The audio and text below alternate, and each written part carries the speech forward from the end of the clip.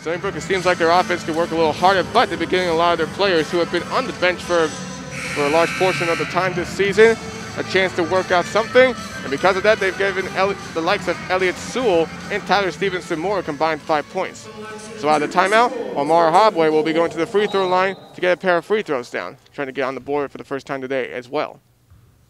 Trying to retain that double-digit lead. First free throw off the back iron and goes in. Took a little bounce. And Omar Hobway, Stony Brook's first ever grad transfer coming out of Mount St. Mary's. Hobway now on the second free throw. It's good. Connects on both ends. And it's a 21-10 lead for the Stony Brook Seawolves. 7:55 left to go in the first half. Hobway playing with 1 foul. Now Point Park with the ball. Doug Alves getting double teamed in the backcourt. Will get it out to his right across the timeline now, and he'll be able to find one of his Pioneers players. That is Orrington Hamilton, who comes in the first time today. Getting to Tony James on the right wing, guarded by Gee.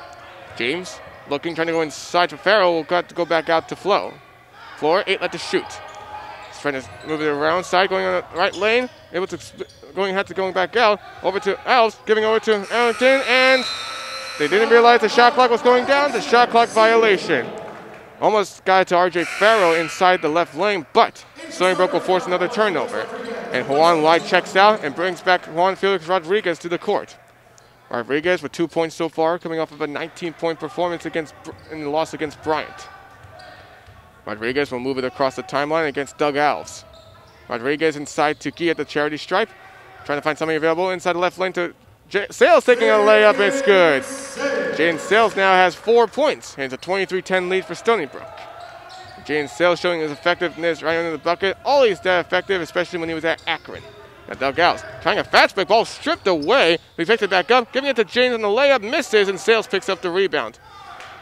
They can't get the second chance opportunity. And Mo Gee taking a long pass right near the bucket, trying to move it inside, going out to Hobway, right corner, taking a 3, got it! Omar Hobway making his mark for Stony Brook in his final season in collegiate play. And now the Seawolves lead is extended to 16. Doug Alves in the left wing now, trying to find somebody he can't. Going inside to R.J. Farrell. And fouls called against Jaden Sales after drawing contact with Farrell. With Omar Hobway getting a nice dish over to Mo Gee, who is up to 4 assists on the day. Working well, being a team player so far in this game. We got another substitution as Orrington Hamilton will check out and brings back in Juan Willis. Willis, the senior guard from Pittsburgh, Pennsylvania. A lot of players on this roster are from Pittsburgh. Eddie Floor trying to find somebody available. Saw James. He'll get it to him left corner. Moving in the left lane, taking a jumper that was tipped away by Sales. Ball went out of bounds, and it was last touched by Rodriguez. So Point Park will retain possession. 16 on the shot clock. Shot clock was reset. Though it didn't look like they hit the rim, but I guess it may not have been a reset. So trying to get it inbound to Tony James. Ball was last touched going out of bounds. Gee was able to force it off of James' hands, and it'll go back to Stony Brook. Stony Brook has been doing their part with the turnover so far, forcing 9 on the Pioneers. And we have ourselves a 30-second timeout called by Point Park, so that means we'll have to keep it with us. So with 6:23 left to go in the first half, Stony Brook's up 26-10 against Point Park. And as I said with the Pioneers, they've had themselves a good ability a few minutes ago to stay somewhat within this game, but it looks like it's starting to get away from them now as Stony Brook is starting to gain a lot more edge. They are 10 of 20. Stony Brook is 10 of 20 shooting, going 2 of 6 from deep, and they are 4 of 5 from the free throw line. Just 1 miss by Tyke Green so far. The last shot was made by Omar Hobway on a 3-pointer just 20 seconds ago. Mo Gee laying it out, as I said, being quite a team player so far today, putting up 4 assists. Juan Felix Rodriguez with the most time on the court, putting up 12 points. While for Point Park, they continue to struggle shooting, only 4 of 19, 21%, and they are 2 of 7 from deep. Have yet to go to the free throw line.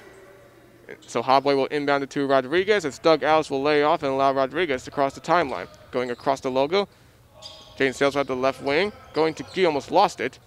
He'll give it to his left for Hobway. Going inside to Sales in the left lane. Nearly getting a double team. Gets over to Rodriguez. Trying to spin move, taking a jumper from the charity stripe. It's good. And Juan Felix Rodriguez is now up to 4 points. 28-10 Stony Brook. So the Doug Alves will try a fast break on the left lane. Taking a flow there. It's too strong, and Green will pick up the rebound.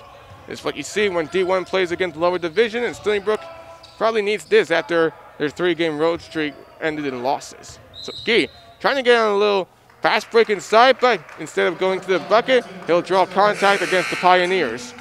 And that's the first foul of the day for Jordan Stowe. So another substitution as Policelli will check back in for Mo Gee. 5:45 left to go. Stony Brook up 28-10. Another football score. Policelli with it at the right corner, gives it to the right wing to Green.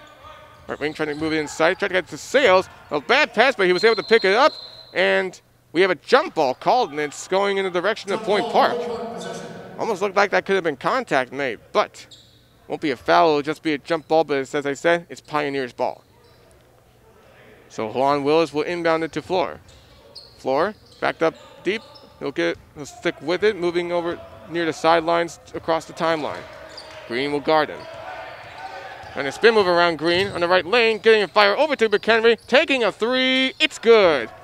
And Garrett McHenry has been relying on 3 so far in this game, and they break the scoring drought as they make it a 15-point game. They only trail 28-13. So Jaden Sales getting over to Policelli right corner. Thinks about 3. He'll go back inside to Sales, taking a fadeaway jumper. Got it! He makes that look so easy, even when he's 6'9" and a big body. Stony Brook can respond with a 30-13 lead. They floor with the ball, trying to draw contact against Green, go over to the left corner now for Alves. Alves will go back over to Willis, taking an easy 3, nobody guarding him, but it's unsuccessful, and Tyke Green will pick up the rebound. Stony Brook needs to be careful with that defense. They can't allow a lot of people wide open. That's what's allowing their opponents to get a lot of shots. And Sales going inside, gets another layup on the assist from Obway on the left corner. And now Jaden Sales is up to 8 points. Just wait for this, buddy boys. 6 straight games upcoming. It looks like we're about to get 6 straight games to start the season for Sales with double-digit performances. George still with the ball, right wing guard, well by Policelli. He'll dish it out to Flo. Flo with the ball, trying to move it inside, going in the left lane, tipped away but picked up by Willis. Willis 6 on the shot clock, trying to move inside, gets over to McHenry under the bucket, nearly drawed the foul, but couldn't. Policelli able to deflect it away, and that's what causes the shot clock to wind down to 0. And another defensive stand by Stony Brook, and they looking really sharp with the defense, limiting the Pioneers to just 13 points so far in the first 16 minutes of action. So now we got more substitutions coming in. Tyler Stevenson-Moore, Leighton Elliott-Sewell check back in for the Seawolves. So Stevenson-Moore will inbound it to Rodriguez as he crosses the timeline. Moving over to his left, going over to Sewell at the charity stripe, moving in the right lane, trying to spin move, and he traveled.